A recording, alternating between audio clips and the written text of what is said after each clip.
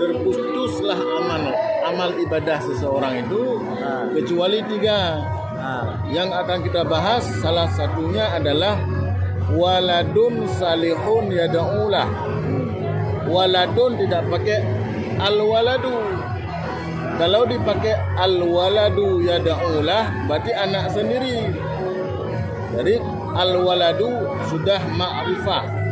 Sedangkan waladun nakirah secara umum, secara am, anak siapa saja yang mendoakan si mayit maka akan sampai pahalanya untuk si mayit karena pakai waladun.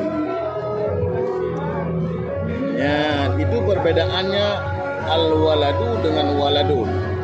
Al-waladu dia sudah ma'rifah, sudah jelas anak sendiri. Tapi al-waladun anak siapa saja boleh mendoakannya.